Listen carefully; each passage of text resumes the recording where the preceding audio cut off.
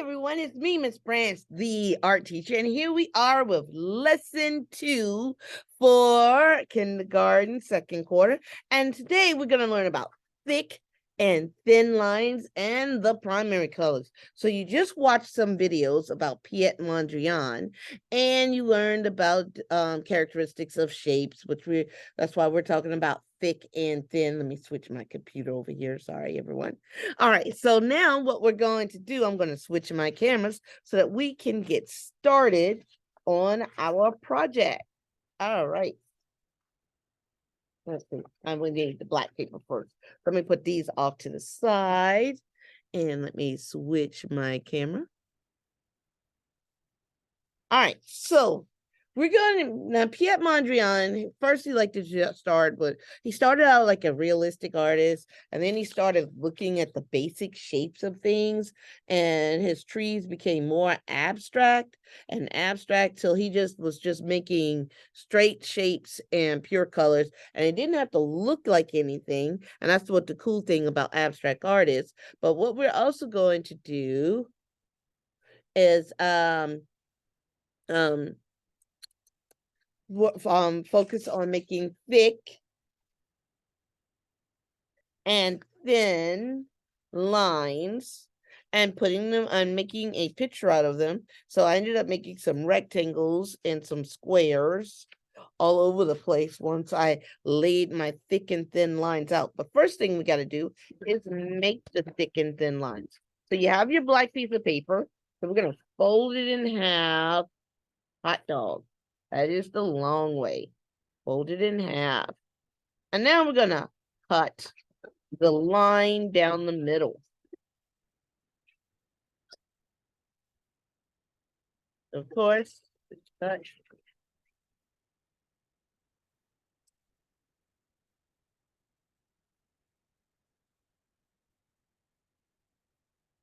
And put this piece off to the side for the moment, but we're going to use it in just a moment. So now I want to make this line, this rectangle skinnier. So I'm going to fold it in half, hot dog again.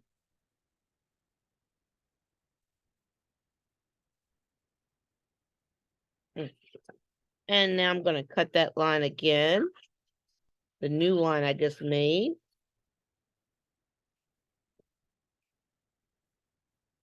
So now I'm going to leave this as one of my thick rectangles. And so I'm going to put it off to the side. And this one, I want to make it thinner. So I'm going to fold them in half again, hot dog. It gets a little harder and trickier when the paper gets smaller and smaller. So you got to really take your time and use 2 hands. And I'm just sliding up and down this folded line so I can really see the line when I want to cut it. Now I'm going to cut it again.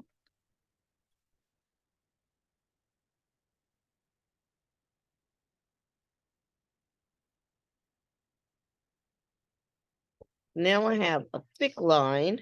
This line is thinner, but of course I can make the line even thinner. And it's going to get really, really hard. So this time what I'm going to do is kind of like pinch it a little bit to get it to start to fold. I'm just going to go down and start pinching it a little bit, bringing the 2 edges together so it's easier to kind of fold together. And I'm making it skinnier and thin and thin. And so now I get to cut this line here.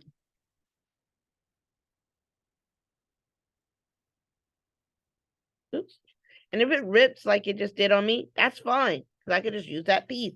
Because I was going to have to cut some pieces anyway when I make my short pieces. So mine just ripped a little bit, but it is totally fine because I can still use it. And actually, I can make this one thinner, but it'll be kind of hard to fold. So what I'm going to do is just cut down the middle carefully. I'll bring in my camera closer so you can see me cutting carefully down the middle. Just taking my time so that I carefully make this line thinner. Now I have really thin, and then I have thick. and thicker lines. So now what I get to do, I get to decide where they're going to go on my paper. Now, Piet Mondrian focused mainly on squares and rectangles, but you being the artist and you can make up some new ideas. If you want to put a piece on diagonal, end up making some triangles, I am perfectly fine with that. That would be cool. So if I put this one on diagonal, and it goes off the edge of my paper, but I'm not going to worry about it. I can cut that off later when I finish. Now, what you got to do now is play around with your pieces. See where you like it. Do you like it right there? If I want to put it over here. I want this short one to go there. I want this one to go here. How do I want to do this? Oh, if I bring that over, then I can make it kind of like a window a little bit, because then these lines are touching the edges. Then I have this one. Oh, and then I still have this one left over. Oh, and I remember I don't have to use the whole thing. Let me fold this in half. Actually, probably don't even need all that whole half. But let me see. I'm going to just go ahead and cut that. And you don't have to use all your lines either, all your rectangles that you made, but it's totally up to you how you put them on. And they don't have to be straight. So once you decide where you're going to put your lines, it's now time to glue them down. Now, I have some lines that are on top of other lines. So I'm going to go ahead and just carefully pick them off and put them off close to the side where they go.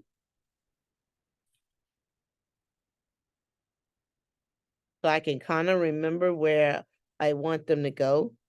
And now I can take my glue, and not a lot, just a dot.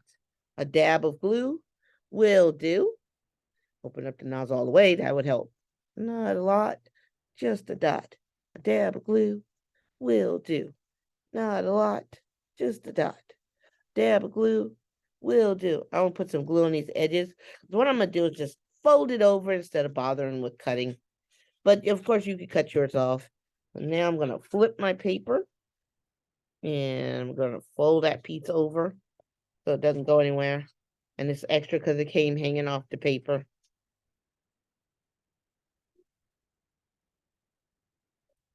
So now, let's see. This one was my next one. Uh-oh. It fell. My paint water for the next part of the project is right here. And this one got wet, but it's okay because I'm going to still glue it down. And matter of fact, I can just change it up. I can cut this part off. And let's see, I'll just put it right here. We'll do one right there. I'll put it right here. And then I'll just do a little skinny one there. So again, not a lot, just a dot. A dab of glue will do. And now I'm going to flip it over and rub a little bit. And it sticks. Now I'm going to take this little skinny one, and I'm going to make a line there. And now these ones really need tiny, tiny dots. You know what? I put the dot down and then drag the dot a little bit. And then spread it with my finger. And I'm going to line it up. Now yours can be any kind of way. Doesn't have to look like mine. You can make it up as you go. And I think I just dropped some on the floor. Let me pick up my strips.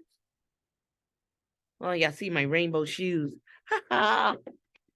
Anyway, let me get back to work. Let's see. So this one's going to go this way. And I think that way. And maybe I had like a window over here. Kind of like, because I had the 4 pieces. Yeah, so I'm going to put this piece on. And it's totally up to you as the artist where they go. And they don't all have to be straight, vertical and horizontal. They can be diagonal, like I did here, because you're the artist and you get to make up your mind how you want it to look. Oh, I need a dot of glue on the end. Not a lot, just a dot. Dab of glue will do. Mm, mm, mm. And so now,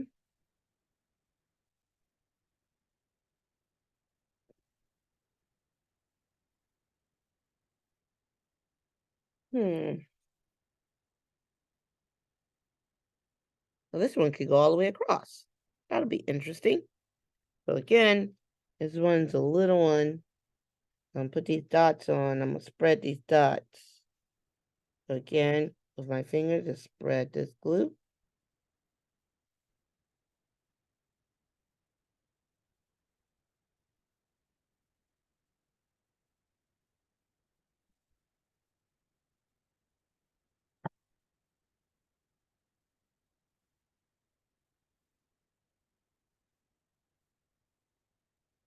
And let's see, do I want to add any more? Do I want to leave it like this? I mean, I got a couple of little pieces left. Even this piece that's wet, I could just cut off that little piece or just glue it down. Because I have my thin lines, I have my thick lines. Totally. And you know what? I think I'm good. So I'm gonna go ahead and put these pieces off to the side. So I don't need them. I'm going to move my scissors out the way. So now we're ready for the next part. Like Piet Mondrian, he liked to use just the primary colors. So we can use, but you can pick a spot for red, a spot for blue. You can do 2 spots, like I did 2 spots of yellow. But he also left some white. So you have to leave it 1 spot white where you don't put any paint. But it's totally up to you as the artist. So now I have my primary colors. I'm not going to worry about the neutral colors that are here. I'm just going to go focus on the primary colors. And I'm going to wet my brush. And another cool thing about just using the primary colors, I'm not going to mix my colors, so I don't have to worry about cleaning off the tempera cakes. Now I'm just going to get some red. And that's a lot of water. See all that water coming off? So what I need to do is just get around the edges, get rid of all that extra water because I don't want to get my paper too wet. So I just use the glue. Eeny, meeny, miny, mo, catch a patient by the toe. If he holler, let him go. Eeny, meeny, miny, mo. My mama told me to pick this one right over here, but I changed my mind and picked this one right over here. Okay, here we go. There's my red one. And you don't have to do any money more. You might have to make up your mind a lot faster than Miss Branch. But I like to do eeny, meeny, miny, mo. Catch a patient by the toe. If he hollers, let him go. Eeny, meeny, miny, mo. And a lot of people stop there. But then they added, my mama told me to pick this one right over here. I changed my mind and picked this one right over here. I'm just adding a little bit more red because some reason this temper cake stuff paint before it's drying it started looks a little pinkish. There we go. So now I need to rinse out my bristles so that I don't mix up the colors when I'm adding in my next color.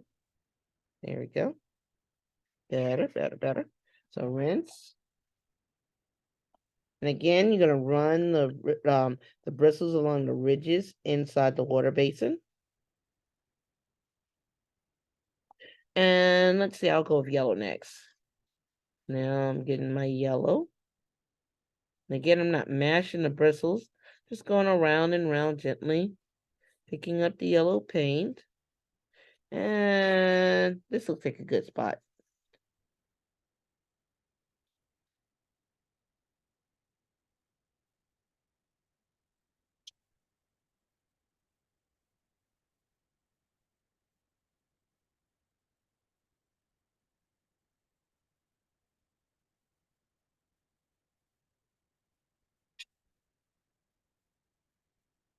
And so now,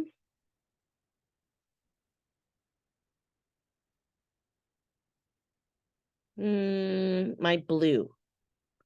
I want to put blue. You know, I want blue. I don't want blue in these two little corner parts. Yeah, I like that on the corners. I might go back and put in another red or another yellow. So let's see. I'm going to do blue on this corner.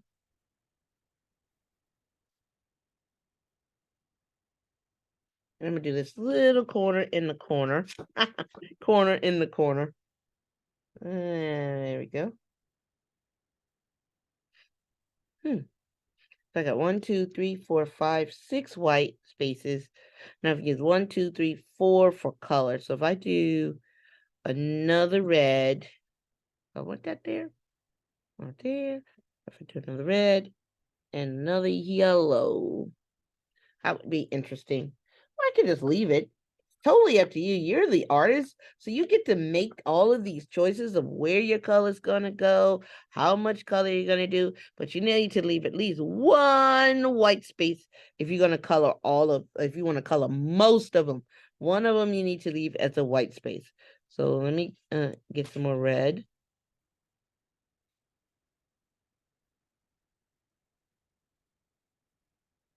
One, two, three.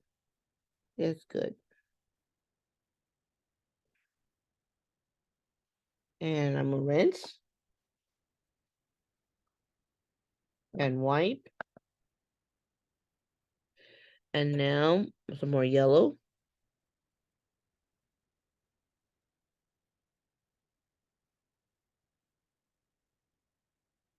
Mm.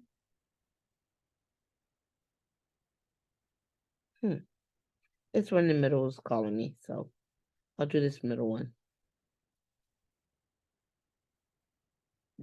And so now, as the artist, I decided I'm done. I got 2 reds, 2 yellows, 2 blues, and I got 4 white squares and rectangles, or kind of quadrilateral shapes. But this has got this diagonal line here, and so there's this one. But like I said, we could change it up. We don't have to make it exactly like Piet Mondrian's, where he just used vertical lines and diagonal lines. So let me go ahead and switch my camera.